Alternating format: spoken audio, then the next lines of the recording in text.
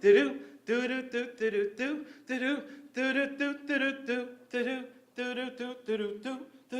do do do do. This year, my cousin Weenie, who only eats once a day, is hosting our family reunion in Fresno, California.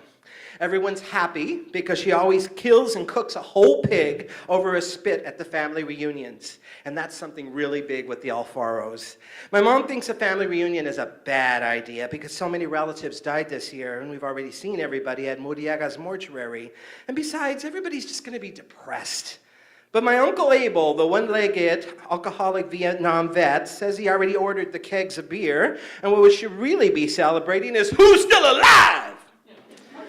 Which means he's gone off the wagon again, and midway through the reunion, he'll either fall asleep in the driveway or make somebody cry.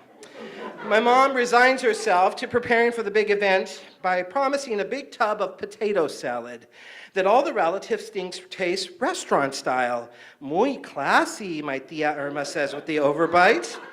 We hop into the station wagon and head for the Greyhound bus station downtown Los Angeles. All of us wear our Sunday best, and I've got my favorite clip-on tie purchased at the Sears on Soto.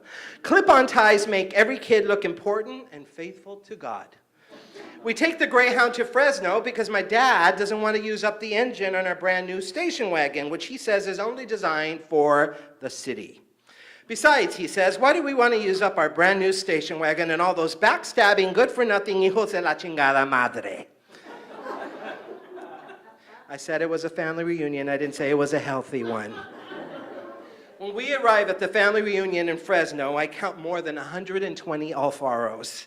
After the required big circle prayer, which is totally embarrassing, and the three-legged races with drunk ladies, and the egg toss with raw eggs, which is supposed to be funny, but is actually really just messy, I always go to the backyard and go to the garden where my aunt's fish pond is, which she put right next to the pig pen, because she says it makes the pigs more relaxed and happy. They are more tender as ham, she says, because they didn't have a lot of stress in their life due to their peaceful surroundings, just watching the fish all day. This is all true. I'm not lying about any of it. I love going to see the koi fish in the pond because it's the cleanest place in Fresno, and because my aunt designed it all Chino style. I don't know, maybe Auntie's right. Beneath the red pagoda, the pigs look really relaxed and happy. They're kind of actually smiling. But the best thing about the garden is this is where my Uncle Constantin, or Constance, as my mom calls him, sits by himself and smokes long, skinny cigarettes with the holder.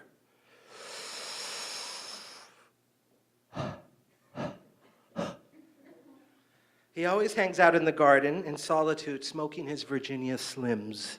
He is always dressed in white, with a scarf around his neck and rings dripping off of his fingers.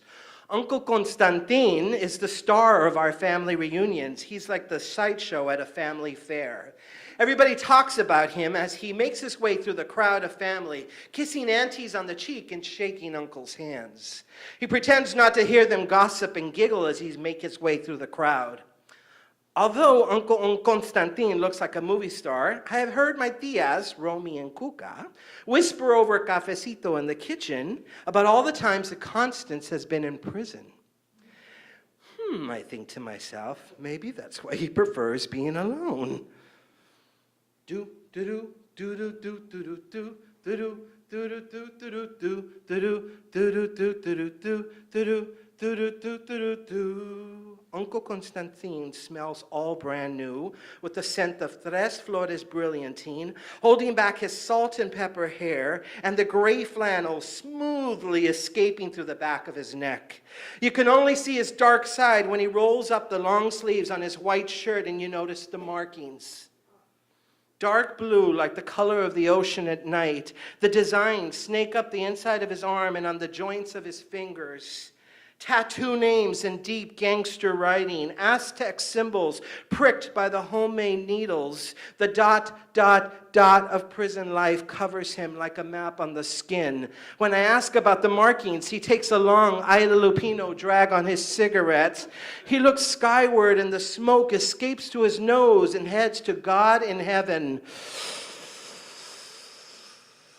He doesn't say anything. He just smiles and he gives me a look. A look.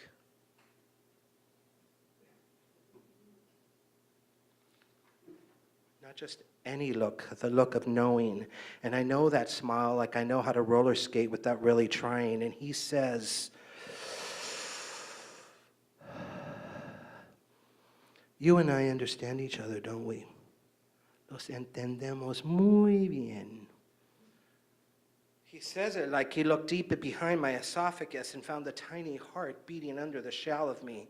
We look at each other for the longest time until I get ashamed of whatever it is making my heart beat so fast. It's not a love feeling at all, but more like when you're at the zoo and you stare at an animal for such a long time that you end up seeing a reflection of yourself in that animal. His smile turns to a reassuring gaze. I smile back and I hold it back this time.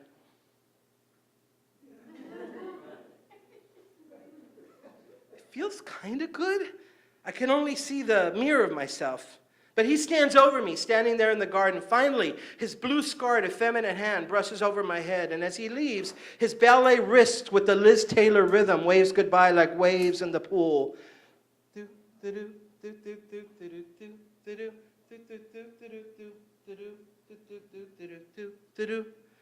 And I don't know why, but I feel like somebody finally looked inside of me and found me. Me, struggling through the gang-infested poverty, loneliness, hate, sadness, poor Mexican, violent, crowded, missing father, dirty drunk, corner bullshit, broken bottle, angry, frustrated, drive-by, shooting up, blow to the face, back the door, fat back hard, horror show that is my neighborhood downtown. Someone saw the little garden inside of me. On the bus ride home, I sit in silence in the last row of the Greyhound.